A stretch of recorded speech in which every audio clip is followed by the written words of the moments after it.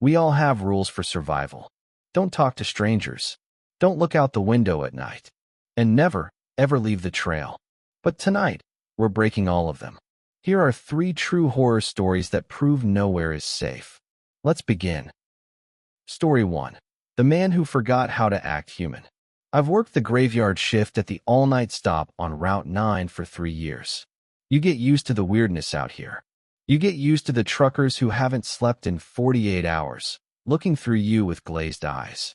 You get used to the teenagers stealing beer and the occasional drifter asking for a free hot dog. You build up a tolerance to the strange. But what happened last Tuesday? I don't think I'll ever build a tolerance to that. To understand why this night was different, you have to understand the geography. The all-night isn't near anything. It's a bright island of fluorescent light in a sea of Nebraska cornfields. At 3 a.m., the silence out here is heavy. It presses against the glass windows like a physical weight. It was 3:14 a.m. I know the exact time because I had just looked at the clock to see how long I had until my lunch break. I was restocking the cigarettes behind the counter, humming along to the staticky radio, when the bell above the door chimed. Ding ding. I didn't hear a car. Usually, you hear the crunch of gravel or the hum of an engine long before the door opens. But this time, silence. Then the chime. I turned around, putting on my customer service smile. Welcome to all night. How can I? The words died in my throat. Standing in the doorway was a man. He was tall, maybe 6'5", wearing a suit that looked expensive but wrong. The jacket was slightly too big in the shoulders, and the pants were too short, revealing pale, hairless ankles. But it wasn't his clothes that stopped me. It was his face. He was smiling. But it wasn't a smile. It was a muscular contraction. His lips were pulled back so far that I could see his gums. But his eyes were wide open, unblinking, and completely dead. It looked like someone had painted a smile onto a mannequin. Good morning, he said. His voice was like a scratched record, high-pitched, with strange pauses in the wrong places. Morning, I replied, instinctively taking a half-step back. Can I help you find something? He didn't answer. He just stepped inside and let the door close behind him. He didn't walk normally. He moved with a jerky, disjointed gait, lifting his knees too high, like he was marching. He walked to the center of the aisle, the one with the chips and salsa, and stopped. He didn't look at the chips. He just stood there, facing the back of the store, his back to me. Rigid, motionless. I watched him for a full minute. He didn't twitch. He didn't shift his weight. Sir, I called out. Do you need help finding anything? The man slowly rotated his head. He didn't turn his body, just his neck. It turned further than it should have, almost 180 degrees, until he was looking back at me over his shoulder. That rictus grin was still plastered on his face. I am browsing, he stated. Okay, let me know if you need me. I went back to the register, but I watched him on the security monitor under the counter. The monitor feeds were grainy, black and white, but they gave me a better angle. On the screen, the man looked even taller. He was just standing there in the chip aisle, staring at a bag of Doritos. 5 minutes passed, then 10.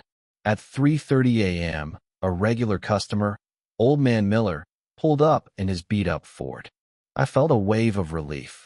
Miller was a retired cop who couldn't sleep. He came in every night for coffee and a scratch-off ticket. Miller walked in, the bell chiming. Cold one tonight, kid, he grunted, stomping his boots. Hey, Mr. Miller, I said a little too loudly. I tilted my head toward the chip aisle, trying to signal him. Miller looked over. He saw the tall man in the suit standing like a statue. Miller frowned. The cop instinct kicked in. He walked over to the coffee station, pouring a cup, but kept his eyes on the stranger. Help you, son? Miller asked the man. The man didn't move. He didn't even rotate his head this time. Miller took a sip of coffee, watching him. You okay? Suddenly, the man moved. It was a violent, jerky motion. He snatched a bag of chips off the shelf, crushing the bag in his fist, and turned around to face Miller. I am consuming, the man said. Miller took a step back. Right. Okay. Miller walked quickly to the counter. He didn't buy a scratch-off. He put a $5 bill on the counter. I'm gonna wait in my truck, kid. If he tries anything, you wave, and I'm coming in with the tire iron. Something ain't right with that guy. He smells old. Old? Yeah. Like wet dirt. Miller left. I watched through the window as he sat in his truck, engine running, watching the store. I felt safer, but my hands were shaking. The tall man walked to the counter. He dropped the crushed bag of chips. He didn't look at the register. He looked at me.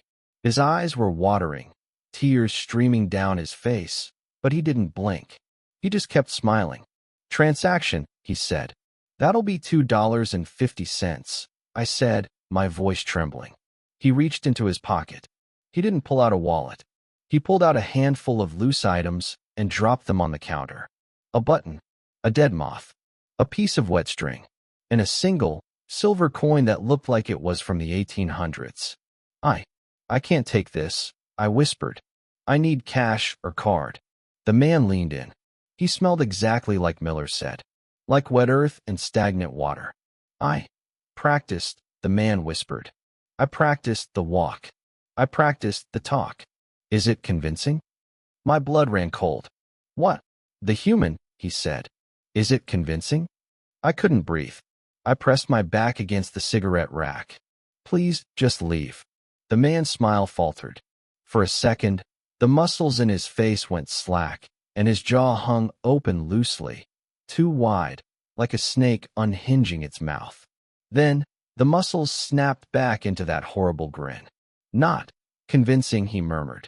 He sounded disappointed. He turned around, marching that high-kneed march back toward the door. As he reached for the handle, the lights in the store flickered. Not just a little flicker, they went dead black for a full 3 seconds. In the darkness, I heard a sound. It wasn't footsteps. It was a wet, slithering sound, like a heavy trash bag being dragged across the linoleum. Slap, slap, slap. The lights buzzed back on. The man was gone. I looked out the window. Miller was already out of his truck, tire iron in hand, running toward the door. He burst in. Where'd he go? Miller shouted. I didn't see him come out. The lights, I stammered. The lights went out, and he was gone. Kid, the lights didn't go out, Miller said, looking at me like I was crazy. I was watching the whole time. The lights stayed on. He just dropped. He fell to the floor. Miller pointed to the doormat. And then I don't know how to describe it. He scrambled. On all fours. Like a damn cockroach. He went out the door on his hands and knees so fast I almost missed it. He ran into the cornfield. We locked the doors. We called the sheriff. Deputy Higgins came out, took a report, and rolled his eyes. He thought we were hallucinating from sleep deprivation. He checked the security footage, but of course, the system had glitched at exactly 3:14 a.m. The screen was just static, but they didn't find the evidence that really mattered. I found it later, after the cops left, when I was sweeping up the dirt near the door. I found the suit. It was lying in the parking lot, about 20 feet into the cornfield. The jacket, the pants, the shirt, they weren't torn. They were buttoned and zipped. It was like the man had simply evaporated out of them while moving. But the worst part? The worst part was the shoes. They were still tied tight. I quit the next morning. I work at a library now. It's open 9 to 5. No nights. No weekends. But sometimes, when I'm driving home and I see a tall figure walking on the side of the road, stiff and jerky, I don't look. I just pray that his practice is going well. Because if he ever gets it right, if he ever becomes convincing, we won't know who they are until it's too late. Story 2. The Fishbowl Effect. When you're a broke freelancer living in Seattle, you don't say no to easy money. So when I saw the listing on a private neighborhood app offering $2,000 for 1 week of house sitting, I didn't hesitate. The ad was sparse. Watch our home while we are in Europe. Feed the koi fish. Water the bonsai collection. Ensure the security system is active. No parties. I met the owners, the Ashcrofts, only once. They were a severe, icy couple in their 60s who looked like they had been surgically removed from an architectural magazine. They handed me a heavy iron key and a keycard. The house is unique, Mrs. Ashcroft had said, her eyes devoid of warmth. It requires respect. Do not leave the blinds open past dusk. The woods have eyes. I thought she was being poetic. I was wrong. The house was located 40 minutes outside the city, deep in the Cascade foothills. You had to drive down a 3-mile gravel driveway that wound through dense, dripping pine forests to get there. When the trees finally broke, I gasped. The house wasn't a house. It was a glass box. It was a modernist nightmare of steel beams and floor-to-ceiling windows. 3 stories of sheer glass jutting out over a ravine. It was beautiful, yes, but as I stood in the driveway with my duffel bag, I felt exposed. There were no curtains in the main living area, just acres of glass. Day 1 and 2 were fine. I spent my time working on my laptop, feeding the expensive koi fish in the indoor pond, and enjoying the silence. But the nights were different. There is a phenomenon called the fishbowl effect. When it's dark outside and you have the lights on inside a glass house, the windows become mirrors. You can't see out. You just see your own reflection. But anyone standing in the dark woods can see you perfectly. You are on a lit stage, and the audience is invisible. It started on Wednesday night. I was in the kitchen, making a sandwich at 11 p.m. The kitchen island faced the massive glass wall that looked out over the ravine. Outside was pitch black. Inside, the recessed lighting was bright. I was spreading mayo on bread when I heard it. Thump. It was a soft, wet sound against the glass, like a heavy sponge hitting a window. I froze, knife in hand. I looked at the black wall of glass. I saw nothing but my own pale reflection staring back. "Hello," I called out, feeling stupid. "It's a bird," I told myself. "A bat." I went back to my sandwich. Thump. Squeak. This time it dragged. Something pressed against the glass and slid down. I dropped the knife. I walked slowly toward the window, cupping my hands around my eyes to cut the glare and see outside. I pressed my face close to the cold glass. At first, I saw nothing but the vague shapes of pine trees swaying in the wind. Then, I looked down. About 2 feet up from the floor, there was a smudge on the outside of the glass. It was greasy. I squinted.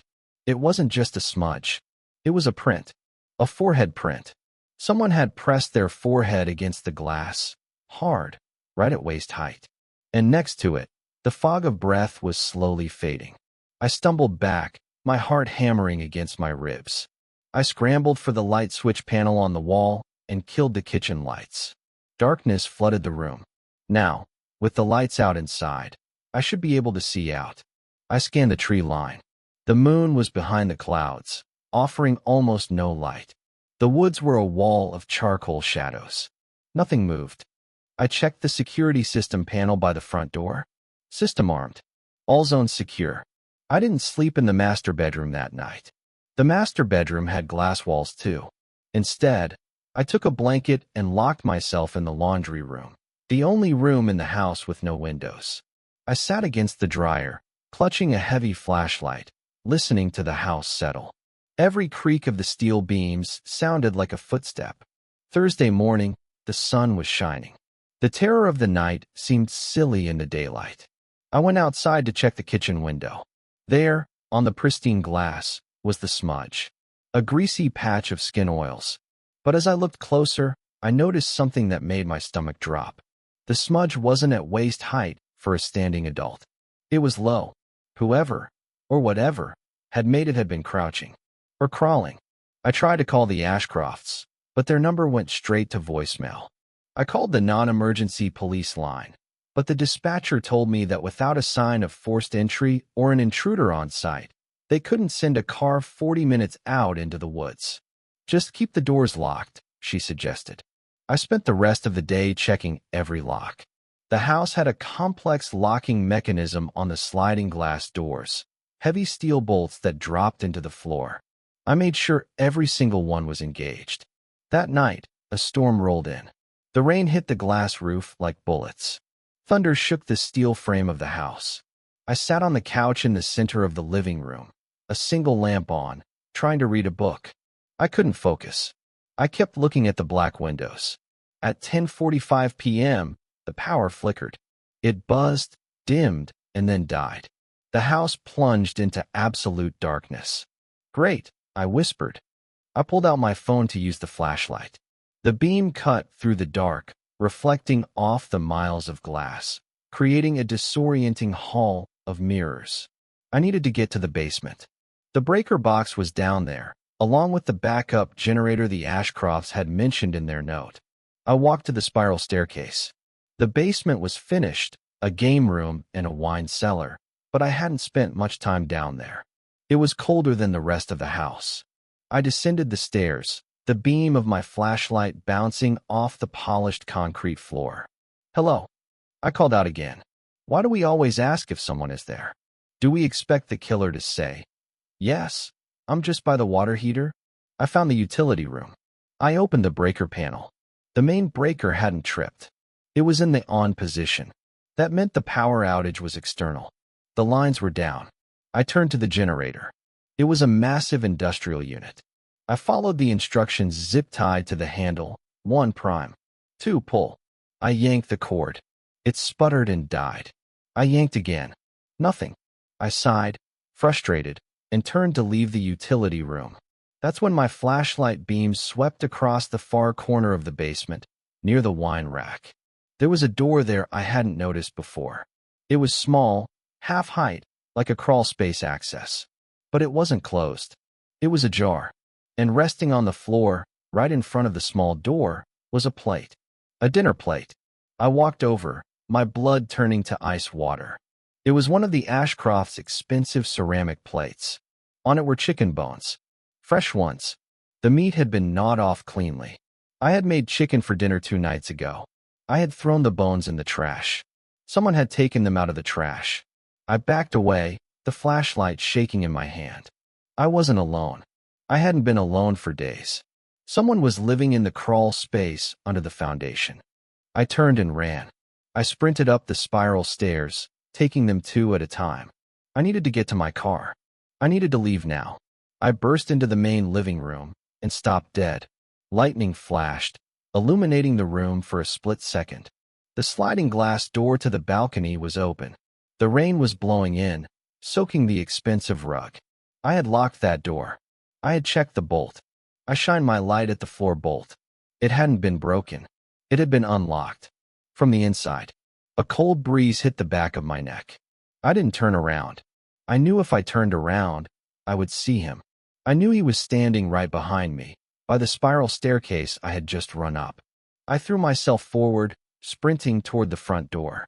Thump, thump, thump. Heavy, wet footsteps slapped against the hardwood floor behind me. He wasn't running. He was loping. I fumbled with the deadbolt on the front door. My fingers were slippery with sweat. Closer. I could hear his breathing. It was a wet, rattling sound, like fluid in the lungs. Click. The lock turned. I threw the door open and dove into the rain. I didn't go for my car. My keys were on the kitchen counter. I just ran. I ran down the gravel driveway, slipping in the mud, screaming into the storm. I didn't look back until I reached the main road, 3 miles away. I collapsed on the shoulder, waving down a passing logging truck. When the police went back to the house an hour later, they found it empty. But they found the crawl space. It ran the entire length of the house, underneath the floorboards. It was filled with blankets, candy wrappers, and photos. Hundreds of photos. They were photos of the Ashcrofts sleeping. Photos of previous house sitters changing clothes. And photos of me. There was a photo of me sleeping in the laundry room from the night before, taken from inside the laundry room.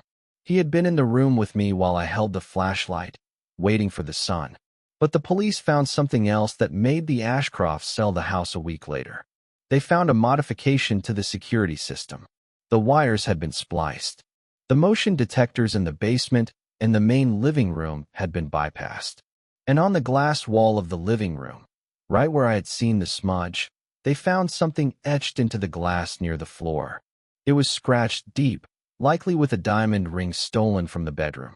It was small, barely visible unless you were crouching right there. It read, "I like it better when the lights are on. I live in a basement apartment now. No windows. I have 3 locks on the door. But sometimes, when it rains, I hear a thump against the wall. I know it's just the pipes. I know it's just the neighbors. But I never turn the lights on at night anymore. I sit in the dark. Because if I can't see them, maybe they can't see me. Story 3. The Red Blazes. They say the Appalachian Trail is a community. They call it the Green Tunnel. You hike it to find yourself, to meet new friends, to experience the kindness of strangers. But there are 2,000 miles of that trail, and not all of them are friendly. Some sections of those woods haven't been touched by civilization in 100 years. And some things that live out there, they don't want to be found. My name is Mark, and I'm not a tourist. I've been section hiking the App for 5 years. I know how to hang a bear bag. I know how to read the weather. I know that when the birds stop singing, you stop moving. Last October, I decided to tackle a remote section of the 100-mile wilderness in Maine. It is exactly what it sounds like, 100 miles of nothing. No towns, no roads, no cell service. Just you, the moose, and the black bears. I was doing a solo trip, planning to cover about 15 miles a day. The first 2 days were perfect. The leaves were turning that brilliant fire orange, the air was crisp, and I didn't see a single soul. I felt that specific kind of peace you only get when you are days away from the nearest email or traffic light. But on the afternoon of the 3rd day, the dynamic changed. I was filtering water at a small creek when I saw it. It was resting on a flat rock in the middle of the stream, perfectly dry. It was a boot. A hiking boot. Expensive brand, heavy tread. It wasn't old or mossy.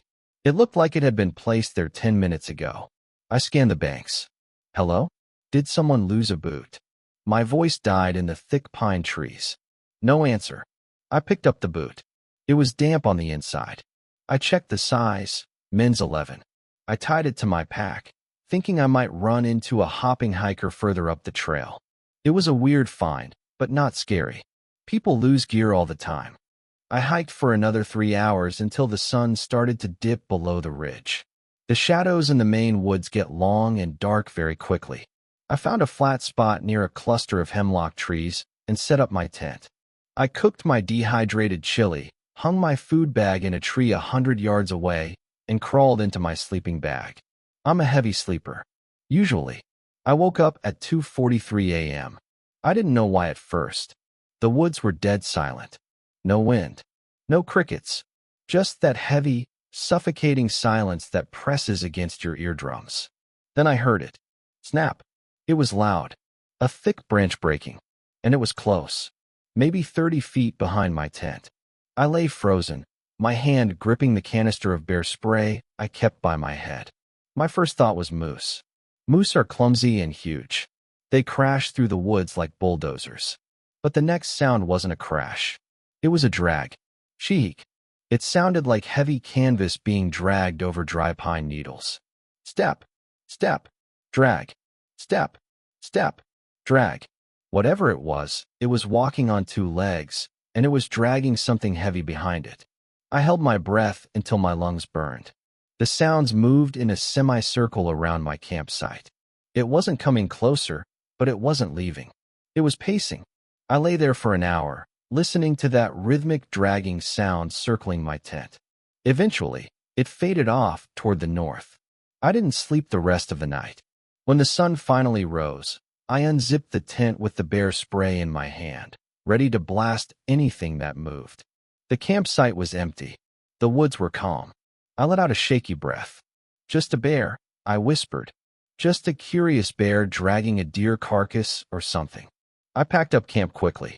I wanted to put miles between me and that spot. As I walked back to the main trail, I looked for tracks. The pine needles were disturbed in a circle around my tent site, but the ground was too hard to hold a print. I got back on the trail, following the white blazes. For those who don't know, the Appalachian Trail is marked by white rectangles painted on trees every few hundred yards. They are your lifeline. You follow the white blazes, you survive. Around noon, I hit a confusing patch. The trail seemed to fork. To the left, the path looked overgrown. To the right, it looked clear. I looked for a blaze. There, on a birch tree to the right, was ablaze. But it wasn't white. It was red, a fresh, crimson rectangle of paint. It looked wet. I frowned. I checked my map. There were no side trails marked here. No red trails. I looked down the left path, the overgrown one. Faintly, under some moss on an old oak, I saw a faded white blaze. The left path was the real trail. The right path, the one with the fresh red paint, was a fake. A chill went down my spine. Someone had come out here with a bucket of red paint and marked a false trail. Why? To lead people to a view? To a water source? I thought about the boot in the creek. I thought about the dragging sound. I took the left path. I practically ran. I pushed myself hard, covering 12 miles in 4 hours. I checked over my shoulder constantly. I had the distinct sensation of being watched. You know that feeling when the hairs on your neck stand up? It felt like a laser pointer was burning a hole between my shoulder blades. At 4 p.m., I stopped to rest. I sat on a log, drinking water. I looked at the tree directly across from me. My heart stopped. Painted on the bark, right at eye level, was a red blaze. I spun around. I was on the old, overgrown path. I had followed the white blazes. I was sure of it. I ran back the way I came, maybe 50 yards. The tree I had just passed, the one I swore had a white blaze, was red. The paint smelled chemical. It was fresh. Someone wasn't just marking a trail. Someone was ahead of me, painting over the white blazes with red ones. Or worse, I was being herded. Panic is the enemy of survival. I closed my eyes. Think, Mark. You have a compass. You have a map. Forget the paint. Head north. I bushwhacked. I left the trail entirely. I cut through the dense underbrush, checking my compass every 10 steps. North. Just go north. The sun began to set. The woods turned into a wall of gray and black. I couldn't navigate in the dark without risking a broken ankle. I had to camp. I didn't set up my tent. A bright orange tent is a beacon. Instead, I found a depression in the ground under a massive fallen spruce tree. I rolled out my sleeping bag in the dirt, covered myself with my dark green rain fly, and lay there like a corpse. I didn't cook. I didn't chew loud food. I just lay there, clutching my knife in one hand and the bear spray in the other. Darkness fell. Total, absolute darkness. At 10 p.m., the woods came alive. But it wasn't nature noises. From the east, a whistle. A sharp, two-note whistle. Two-wit. From the west, an answer. Two-who. It sounded like owls, but the cadence was wrong. It was too human. Too controlled. They were communicating. And they were close. Then, I saw the light. A beam of a flashlight cut through the trees, maybe 200 yards away. It swept back and forth, scanning the forest floor. Then another light, from the opposite direction. They were hunting, and they were looking for me. I pressed myself into the dirt. I buried my face in the rotten wood of the fallen log. The lights moved closer. I could hear footsteps now, heavy bootfalls. Not the stealthy walk of a hunter, but the confident stride of men who knew they owned these woods. He went off trail, a voice said. It was deep, gravelly. Saw where he cut the brush near the ridge. Can't be far. Another voice answered. This one was higher, wheezy. Check the hollows. He'll hole up. They were maybe 50 yards away. The beam of a flashlight swept over the log I was hiding under. The light hit the rain fly. I stopped breathing. My heart hammered against the ground, so hard I thought they would hear the vibration. The light moved on. Nothing here, the gravel voice said. Let's check the creek bed. The footsteps moved away. The lights faded. I didn't move for 6 hours. I wet myself. I didn't care. I lay in my own urine and prayed for the sun. When dawn broke, the forest was gray and misty. I left my sleeping bag. I left my pack. I took only my water bottle, my knife, and the bear spray. I moved like a ghost. I stayed off the ridge lines. I crawled through thorn bushes. I moved north. Around 10 a.m., I smelled smoke. Wood smoke. I crept forward, peering through the ferns. In a small clearing, hidden from the main trail by a dense thicket of rhododendrons, was a cabin. It wasn't on any map. It was a crude structure, built from rough-hewn logs and scavenged sheet metal. Smoke curled from a chimney pipe, but it was the yard that made me vomit. Surrounding the cabin were poles, totems driven into the ground. And on the poles were backpacks, dozens of them. Ospreys, Gregory's, North Faces. Some were faded and rotten, hanging in tatters. Others looked brand new. And below the backpacks, nailed to the logs of the cabin, were the boots. Rows and rows of hiking boots. This wasn't a camp. It was a trophy room. I was staring at the cabin, paralyzed by the horror of it, when the door opened. A man stepped out. He was huge, wearing filthy camouflage and a hunter orange hat. He held a mug of coffee in one hand and a rifle in the other. He yawned, scratching his beard. Then he stopped. He looked straight at the fern thicket where I was crouching. He didn't see me, but he sensed something. He set the mug down on the railing. He raised the rifle. I didn't wait. I bolted. I exploded out of the brush, sprinting in the opposite direction. "Hey," the man roared. Boom. A gunshot shattered the silence. Bark exploded off a tree inches from my head. I ran blind. I didn't check my compass. I just ran away from the cabin. I tore through briars that ripped my clothes and skin. I scrambled up rocky embankments. I heard shouting behind me. I heard a whistle, that same two-note bird call. I ran until my legs gave out. I ran until I was coughing up blood.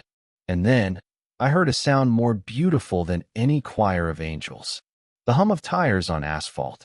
I burst through a wall of pine trees and stumbled onto a paved road. A logging road. I stood in the middle of the road, waving my arms. A logging truck, loaded with timber, slammed on its brakes, the air horn blasting. I collapsed in front of the grill. The driver, a burly guy named Mike, thought I was on drugs. I was bleeding, covered in mud, rambling about red paint and boot totems.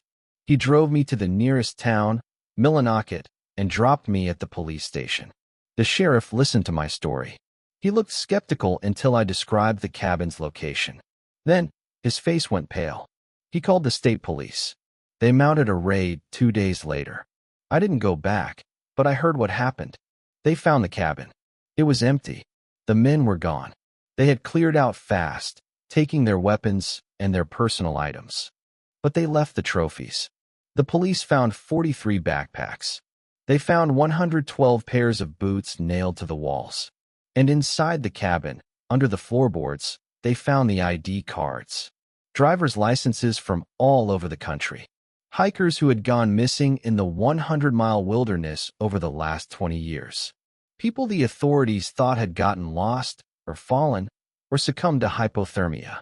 They weren't lost. They were hunted. The police never caught the men. The Red Blaze Killers, the papers called them. They searched the woods for months, but the wilderness is vast, and those men knew every cave and hollow. I don't hike anymore. I don't go camping. I live in the city now, where there are streetlights and cameras and people. But sometimes, walking down a busy sidewalk, I'll see a flash of red paint on a lamp post. Just graffiti, I know. But my heart stops. And sometimes, in a crowded room, I'll hear a two-note whistle. Two-wit. And I wonder if they ever left the woods, or if they just moved to a different hunting ground. A hunting ground with more prey. So if you're hiking the trail, and you see a red blaze where a white one should be, don't follow it. Turn around. Run. And for God's sake, don't stop moving until you see the pavement. So, which one will keep you awake tonight? The smiling man at the store, the face in the glass window, or the red painted trees? Tell me your vote in the comments right now. If you want more true horror, hit that like button. Until next time, sleep well.